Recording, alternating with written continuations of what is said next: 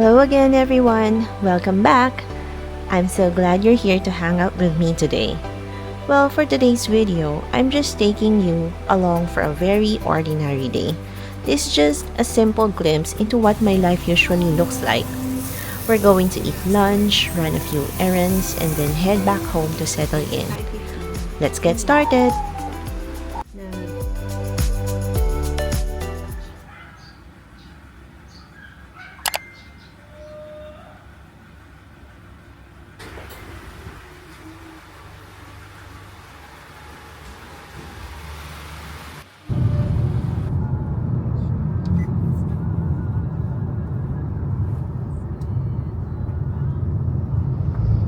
Good morning, everybody.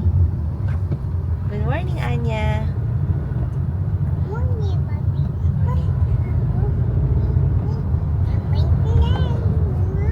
Okay, translate ko ha. Welcome to our YouTube. It's an ordinary day, guys. It's super sunny. That's our weather today. Here in Quezon City near Montalban. Sumama kami sa aking husband na dito sa Montalban. And then later on, kakain daw tayo sa drum roll please. Tayo daw ay Ulit-ulit. Kakain daw tayo sa favorite naming samgyupan kay Joseon Dynasty. At talaga namang masarap kasi totoo yung sinasabi ko, hindi to tamisan, ganun. Masarap siya. Yung kanilang meat quality ang kanilang meat. Okay. So, sulit ang inyong ibabayad sa kanila. Hindi to paid advertisement, by the way. What flag is that? Ayan, sasamahan nyo kami. At pag nadayo kayo dito sa Montalban, tikman ninyo. Kasi masarap talaga. See ya!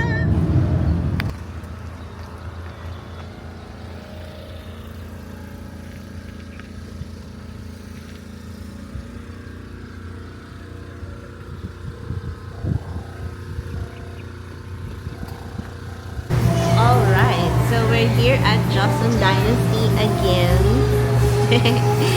And magla-lunch kami ni Sir. So, ito yung mga side dish nila. Diba? Hindi ko na isa-isayan na, pero mukhang gets niyo naman to. Ulit-ulit na Joseon. Ulit. Hindi Sir ulit sa Joseon. Pero totoo naman, masarap talaga dito. Ayan, so, Dahil natin yung mga nakita nyo kanina, no, ang relaxing ng area ng Montalban. Ang daming mga ang daming mga papuno, pa-mountain, ganyan.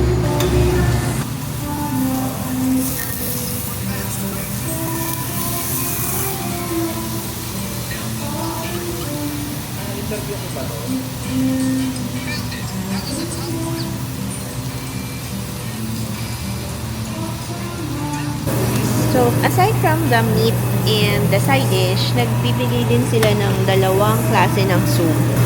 Yan. Meron silang miso soup and meron din silang para siyang odeng at may kasamang itlog. So, the cost of this per person is around 650, no? 650 per person. Sulit siya. Kaya gusto namin dito. And yung quality ng meat, masarap kahit walang mga sauce or halo. Kaya bet namin dito kay Joseon Dynasty. Si Anya naman, ang gusto ni Anya, yes, o yan, nasasalita si Anya, diba? She wants rice and the odeng. Yun ang favorite ni Anya. Ayan, ito, the odeng soup and rice. Yan, ito yung bet ni Anya. Tikman muna natin ang kanilang odeng. Oh. Kanya, that's not this food.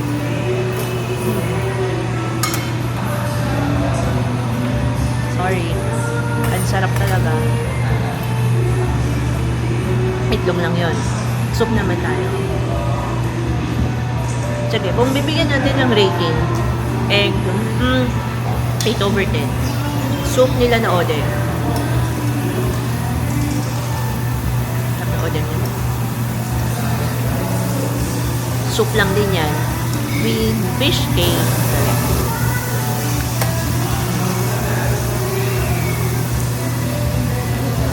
Sarap. Si Oden nila, 8/10. Ang masarap na Oden soup, nandun sa 4th Street. Kaya lang wala na sa 4th Street, diba? Giniba na. 8/10. Miso soup. May mga ibang sahog pa kasi siya. Hindi lang siya basta soup, ganun. Ano, may mga gulay-gulay.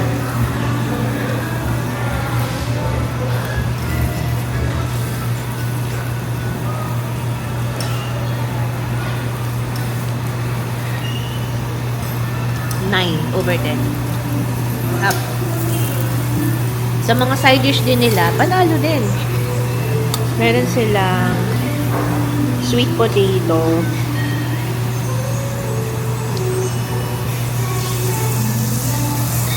sweet beans. Ang ko alam mo yung tawag ko dito. Ito yung salad nila naman. Maasim yung sauce nito. So, tikman din natin.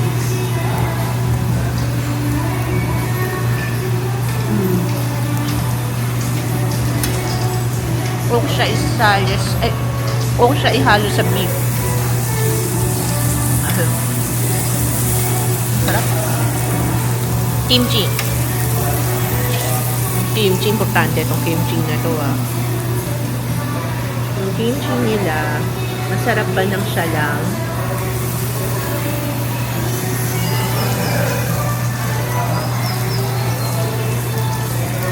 Papasawa.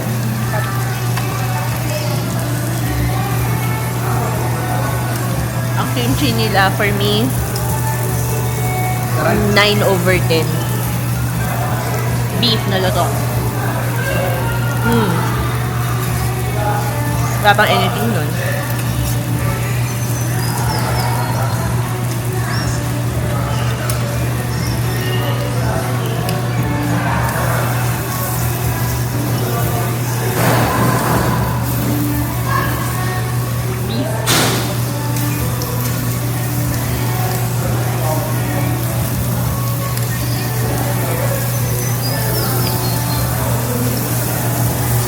Over 10. Yum.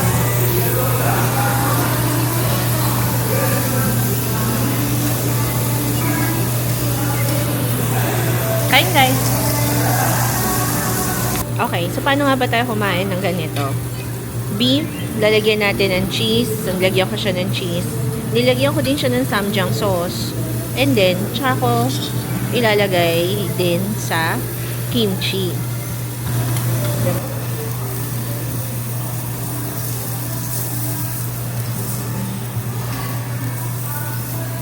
So, ang tagal ko siyang inuya, di ba?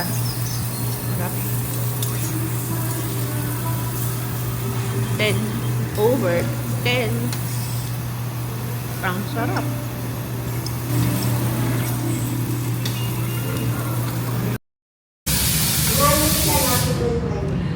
This time, nandito muna kami sa Dunkin' Donut. Sarap daw ng buhay ko. Ako pilang, masarap agad buhay. But anyway, yun, nandito kami ngayon sa Dunkin' Donuts sa may tabi lang, same mall lang din ni Joshua. Anyway, how do you spend what's your life in a day? Share niyo nga, ano nga bang ginagawa niyo? Since ako kasi ay full-time housewife and I only have one child and she's 2.5 years old. So, ang focus ko talaga ay sa aking child and sa aking husband. Yung mga nakikita niyo sa akin na we're going out, we're just doing this once in a while. Pero most of the time, we stay at home and I am doing the normal household chores. Pagising sa morning, asikaso sa baby, clean, cook, clean, bath, clean. Yung clean matindi yun. Kasi pag nakita ni Anyang clean, guguluhin niya ulit. Diba? Yun talaga talent ng mga 2 years old eh. Diba? Hey, ano, how do you do your, how do you finish your whole day? So now it's, what time? Ano na ba? 1:30. Tinatanong ko yung oras. Asan yung phone ko? Oh? Ayun pala. So now it's, Oh, okay lang. okay, it's 1:31 in the afternoon. Dito kami ngayon nagpapalipas ng konting sandali. Umiinom ng kape before we go back home. Ano mo na lang, wait mo na lang. Yan mo na lang.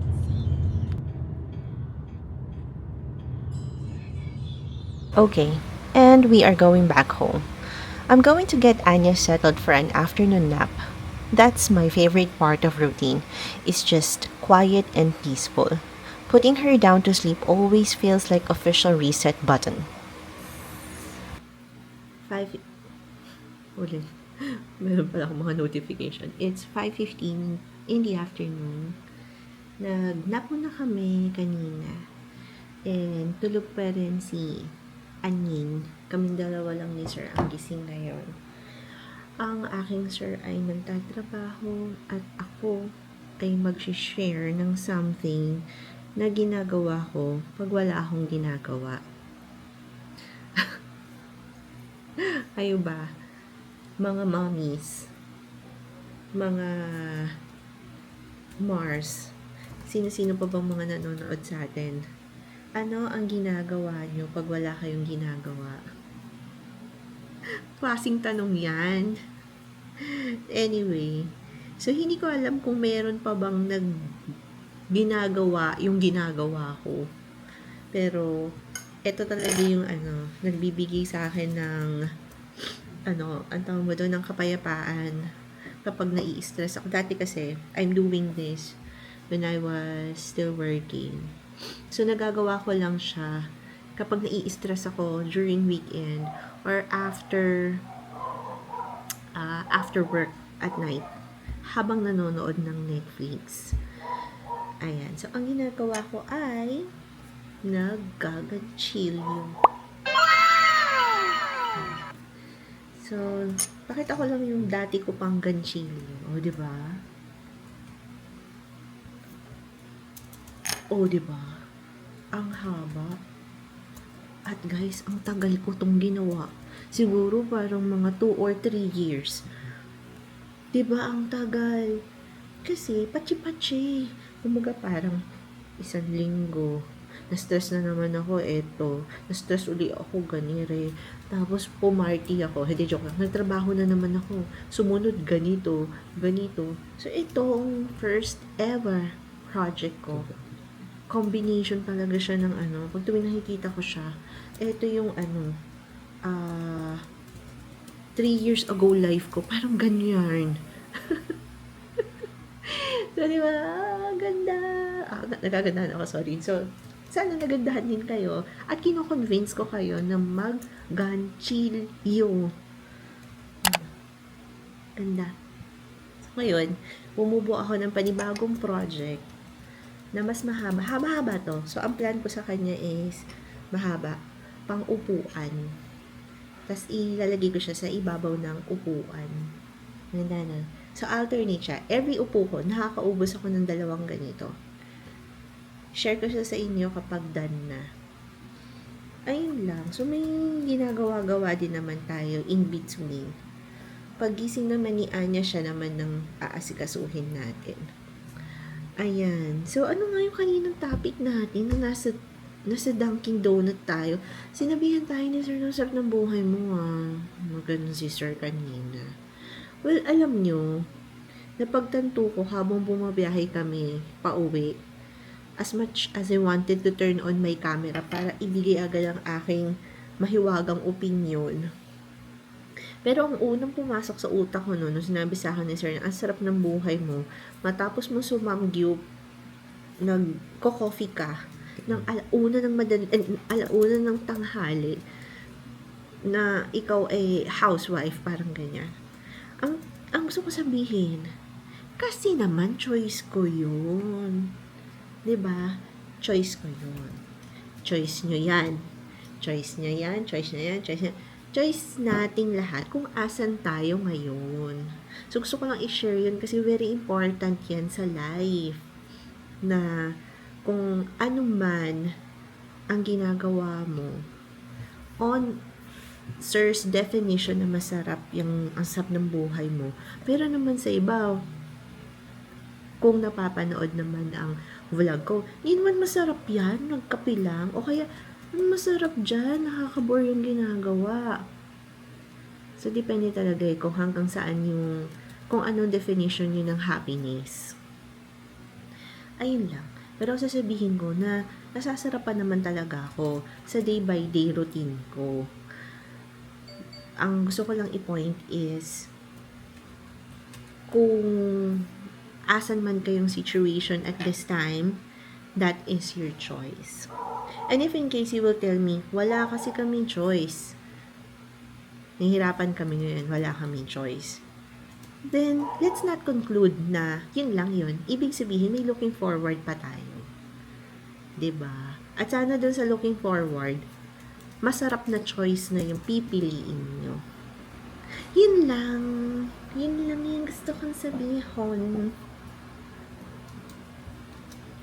Also, not to be misinterpreted, I am not sharing those things or those words para mag-cause ng hindi maganda or maisipan ng hindi maganda. Siguro gusto ko lang din sabihin na lahat naman tayo, we have a choice. Nanggaling din ako doon sa mahirap na parte. Yun, nagsimula nga tayo sa nothing sa zero. Yun lang. So, masyadong malawak yung sinasabi ko. But I'm just saying na hindi naman to kasi all the time. I began with zero. Zero talaga. Tapos, nag-climb up lang tayo. And then may mga changes in between. And then naging solid na. Naging payapa na. Sabi ko nga kasi 'di ba, zero, may mga changes, may mga choices kasi tayo before. So kung asan man ako ngayon, pinili ko talaga yung daan na to, pinili ko to for myself. And this is not a one time like that. Hindi siya. Nagsisimula siya sa discipline sa sarili.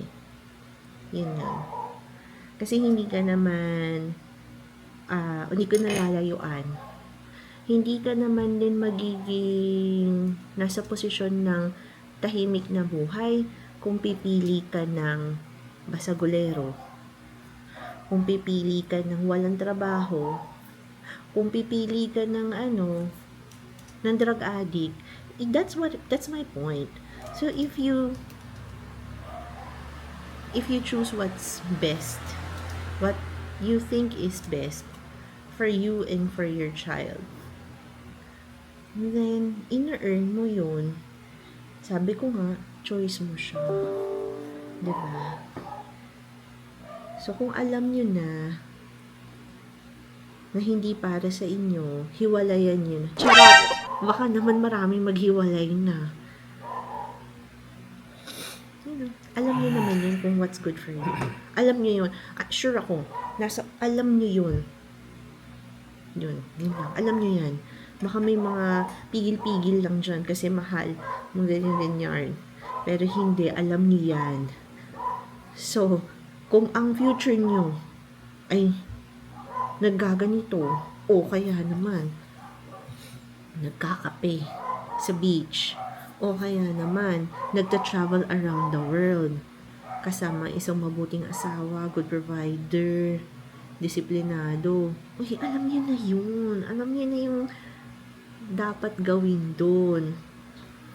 Kung hindi naman makatagpo ng asawa, hindi naman kasi all the time ang solution is asawa, tama naman. Kung paano kung gusto ko single lang ako forever? Pwede. 'Di ba? Pwede, sige. Di maging single ka. At gusto ko lang sabihin hindi rin ako makakarating sa paggaganchilyo ngayon habang alas 5 ng hapon kung hindi ko rin naman nalaman kung paano maging masayang mag-isa. Yun. Isa pa yan. It's a ladder. It's a ladder. Kailangan talagang you need to love yourself. You need to start within yourself before ka makapunta dun sa next level of happiness. I'm not an expert. I am just saying based on my experience. I hope huwag niyo pong i-judge yung statement ko. At I hope na may makarelate sa binanggit ko. Ayun lang. Ayun na. Nagsisimula na akong mag-contrario, guys. Gusto ko talaga to. Favorite ko tong gawin. Nagkape ko kanina pero parang napapakape na naman ako. Lolang-lola ako no. Pero gusto kong ibigay yung thank you ko sa nagturo sa akin ng paggaganchilyo, si Lola Nitay. Yan. At napaka-thankful ko kasi hindi naman din niya ako tinuruan. Siguro hindi lang siya formula ng tinuruan ako eh. Interested ako nung mga panahon na yon na magganchilyo. Kasi alam niyo bakit? Wala kasi kami ginagawa nun eh. Walang internet nun. Mamimili lang ako kung maglalaro ako ng text sa labas. Hindi man ako marunong mag-text. Only child kasi ko eh. So, alam mo yun, nandun lang ako sa bahay. Mainit sa labas. Mangingitim ka, mga ganyan. So, nasa loob lang ako ng bahay. Nagsaing na ako at lahat. Nag-aantay ako ng TV Patrol. Ano naman nung mga pinanonood ko nung mga panahon nun? Matapos kong gumawa ng assignment. Tapos si Lola Nita ay nagaganchilyo. Ano yan? Sabi kong ganyan. Di nagganchilyo na rin ako. Ayun. Nakaka-addict. Anyways.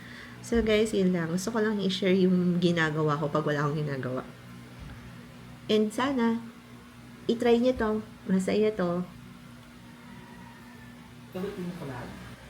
Philippines. Is that Philippine flags? Dami. Now that Anya is up, I'm just right back into flow of things. I'm heading back to finish up the rest of the chores, more cleaning, and definitely more laundry. Well, that's it for today, guys. Like I said at the start, nothing fancy, just a glimpse into my usual routine. Thank you so much for tuning in and spending this ordinary day with me. If you like this video, don't forget to hit like and subscribe. See you again on the next vlog. Bye!